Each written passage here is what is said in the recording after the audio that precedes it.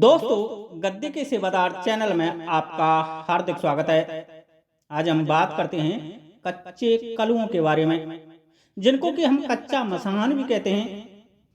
कि आखिर ये मसान कौन होते हैं, इनमें क्या खासियत होती है, ये क्या क्या करने में सक्षम है, इनको सिद्ध करने वाला भगत दुखी क्यों रहता है, इनको सिद्ध करने वाले भगत की पूजा सबसे ज्यादा सटीक क्यों होती है, इनको सिद्ध करने वाले भगत का कुल वंश आगे क्यों नहीं बढ़ पाता।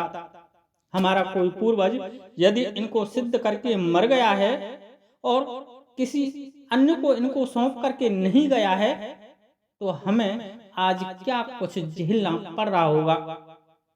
हमारे पूरे कुल खानदान में क्या क्या परेशानियां चल रही होंगी। आज इन्हीं सब बातों से मैं पर्दा उठाने वाला हूं, इसलिए एक एक शब्द को ध्यान से सुनना। यदि तुम्हारा कोई पूर्वज गद्दी दरबार का कार्य पहले करता था या तुम्हारे कुल में कोई भगत तांत्रिक रहा था, तो आप यह वीडियो ध्यान से व अंत तक जरूर सुन लेना, क्योंकि आज से एक दो पीढ़ी पहले भक्तों पर अधिकांश तौर पर इन कच्चे कलुओं की सिद्धि जरूर हुआ करती थी।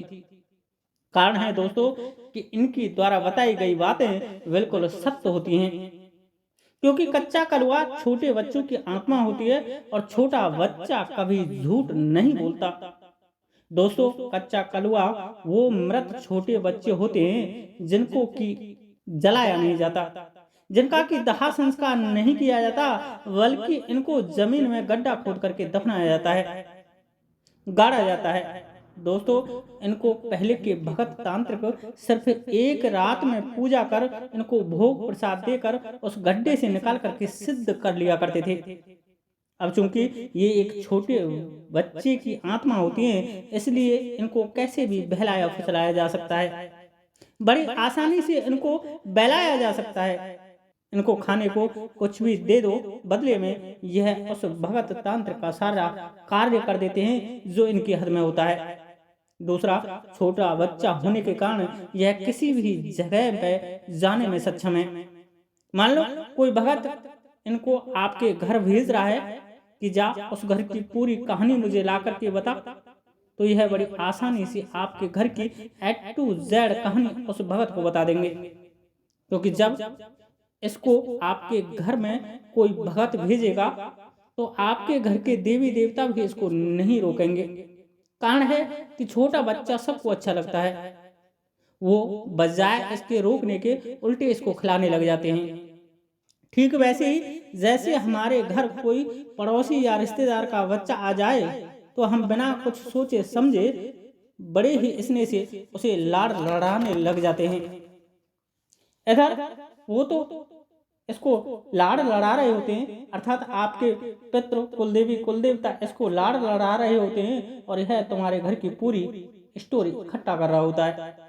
आपके घर की कुलदेवी कुलदेवता पितृ कितने हैं, कहाँ हैं, कैसे हैं, कौन सा पितृ तुमसे खुश है, कौन सा अनबन है, तुम्हारे पितरों के शत्रु कौन कौन हैं, तुम्हारे घर में किसकी पूजा पाठ ज्यादा होती है, यह सब आंतरिक जानकारी ये कच्चे कलुए उस भगत तांत्रिक को जाकर के बता देते हैं।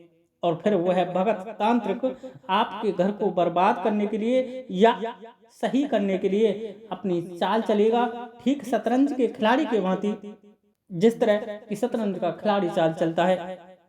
दोस्तों, वह भगत तांत्रिक अपनी बुद्धि की चातुर्यता से आपको सही व बर्बाद करने का प्लान बनाता है, और इसी चातुर्यता के कारण उसका एक नाम स्याना भी पड़ा हुआ है। स्याना मतलब चतुर। दोस्तों, कच्चे कलुआ सिद्ध करने वाला भगत किसी भी प्रकार के तंत्र क्षेत्र में असफल नहीं हो सकते। यह तुम्हारे घर की या किसी भी चीज की सटीक से सटीक जानकारी देने में माहिर होते हैं। ये जमीन के भी धनमाल को बताने में बड़े सक्षम हैं। ये उन सभी कार्यों को करने में सक्षम है जो बड़े बड़े देवी देवता व भूत प्रेत को सिद्ध करने वाला भगत तांत्रिक नहीं कर सकता। दोस्तों, एक कहावत आपने सुनी होगी कि जहां काम आवेश हुई कहा करे तलवार। यदि तुम्हारे पैर में कांटा लग जाए तो वहां सुई ही कार्य कर सकती है, तलवार नहीं। ठीक वैसे ही किसी से रहस्य या गुप्त जानकारी प्यार में ही प्राप्त की जा सकती है। और छोटा बच्चे से सब प्यार करते हैं, इसलिए यह कच्चा कलुआ प्यार में ही सुई के भांति उस कार्य को कर जाता है जो बड़े बड़े सिद्ध किए गए उस भगत के जिन्न भूत प्रेत भी नहीं कर पाते। किंतु दोस्तों, कहते हैं ना कि हर किसी की एक हद होती है, हर किसी की कोई ना कोई कमजोरी होती है, हर किसी के लाभ होते हैं और हर किसी की हानि भी होती है। ठीक है, वैसे ही इन कच्चे कलुओं की भी हद है, कमजोरी भी है, इनके लाभ भी हैं और इनकी हानि भी है। लेकिन इन सब बिंदुओं पर मैं आगे की वीडियो में चर्चा करूंगा। दोस्तों, इनको सिद्ध करने वाले भक्तों के अधिकांश वंश नहीं चलते। भगत को हर वक्त ये चिंता सताए रहती है कि उसके घर में रहने वाले छोटे बच्चों को ये कच्चे कलुए मार ना दें, कहीं उनके साथ कोई अनहोनी ना घटा दें। दोस्तों, आज एक ऐसी ही स्टोरी में आपको सुनाने जा रहा हूं कि इन कच्चे कलुओं के जितने लाभ हैं उतनी ही हानि भी है। आज एक ऐसी ही घटना मैं आपको सुनाऊंगा जो मेरे गुरु ने मुझको बताई है।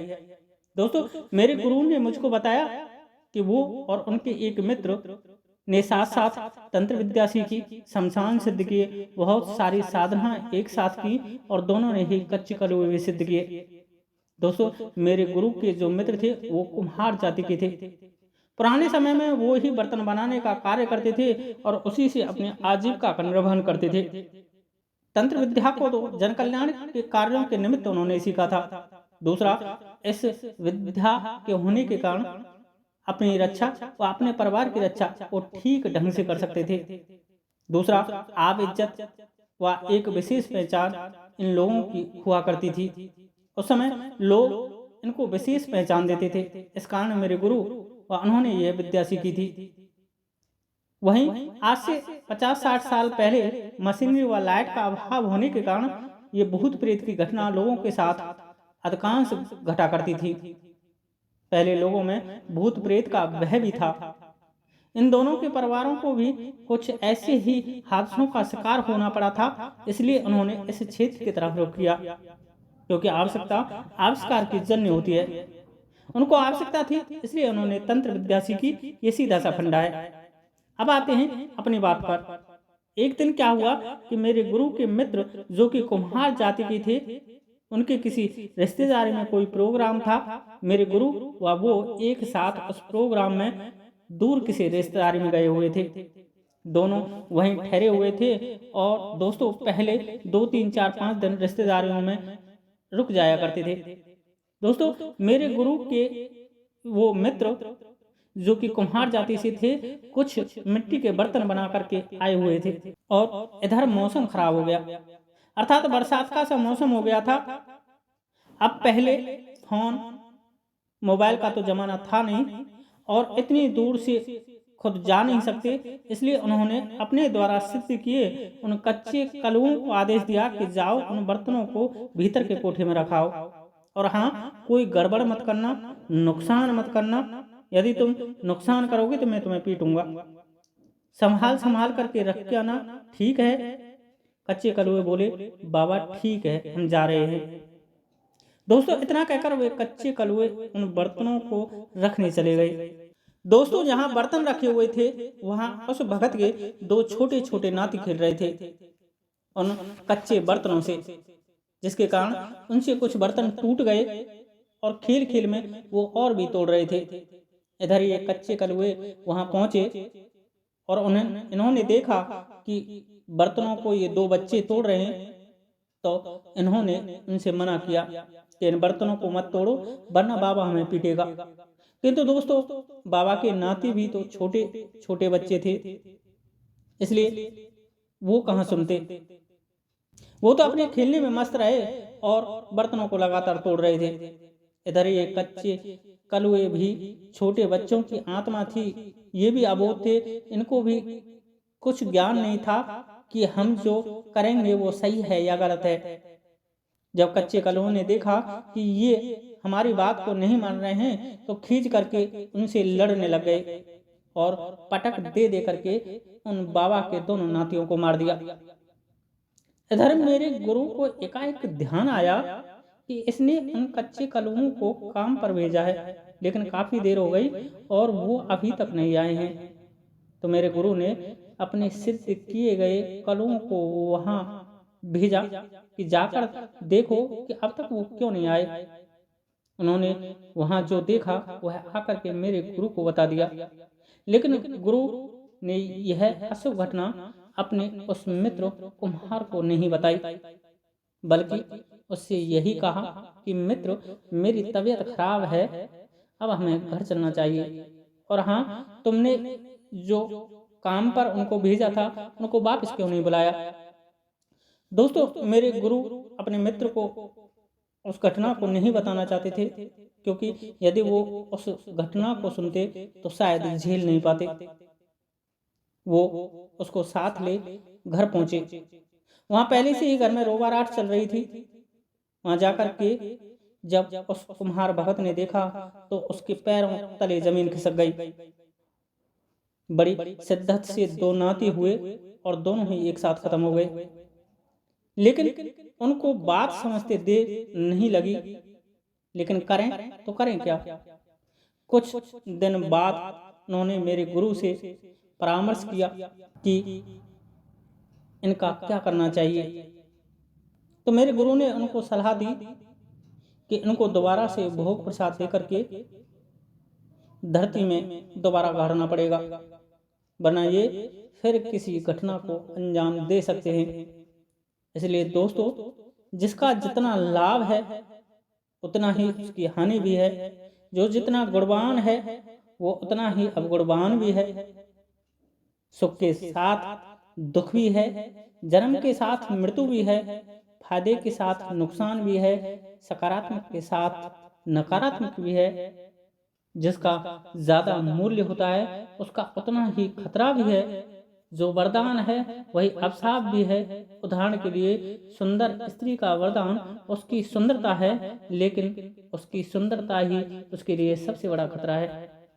सोना सबसे मूल्यवान है, कीमती है, लेकिन उसका मूल्यवान होना ही हमारे प्राणों पर संकट बनाता है। इसलिए दोस्तों, कोई भी सिद्धि साधना तुम अपने जीवन में करो तो सोच समझ करके करना। ऐसा कोई भी कार्य ना करना कि तुम्हारे आने वाली पीढ़ी के लिए घातक सिद्ध हो जाए। सीधे से शब्दों में कहूं कि अपने घर के आंगन में नीम का पेड़ लगा लेना, क्योंकि नीम भले ही कड़वा हो लेकिन गुणकारी बहुत है। भले ही उसका फल हम नहीं खा सकते, परंतु लाभदायक बहुत है। और इसी कारण हमारे घर के बड़े बूढ़े अपने घर के आंगन में नीम का वृक्ष लगाया करते थे, जिससे कि सबकी रक्षा करने वाली माता दुर्गा, माता शीतला हम पर अपनी कृपा दृष्टि बनाए रखें, हमारे घर परिवार के सदस्यों पर अपनी कृपा दृष्टि बनाए रखें। और रोज उस पेड़ में माता के नाम से एक लोटा जल भी चढ़ाया करते थे। अरे वो चाहते तो मीठे मीठे आम, अमरूद, केले, संतरे का पेड़ भी लगा सकते थे, लेकिन उन्होंने ऐसा नहीं किया। ऐसा नहीं कि उन्होंने ऐसा करके नहीं देखा होगा, देखा जरूर होगा, तभी तो आज उन्हीं के द्वारा बताए ज्ञान का हम फायदा उठाकर अपने घर में इन पौधों को नहीं लगाया करते हैं। उनके अनुभव भी तो हमारे जीवन में पथ प्रदर्शक का कार्य कर रहे हैं। आगे आपकी मर्जी है, मेरा कार्य है आपको तंत्र के हर अच्छे बुरे पहलू से अवगत कराना। आज के लिए इतना ही। वीडियो अच्छी लगी हो तो वीडियो को लाइक करें, शेयर करें, कमेंट्स करें। वहीं ग्रामीण तंत्र के ऐसी ही रोचक जानकारी जानने के लिए ग्रामीण तंत्र के इस रहस्यमय चैनल गद्य के सेवादार को सब्सक्राइब जरूर करें। जय श्री राधे, जय श्री कृष्णा, जय माता की, जय गद्य के सेवादार की।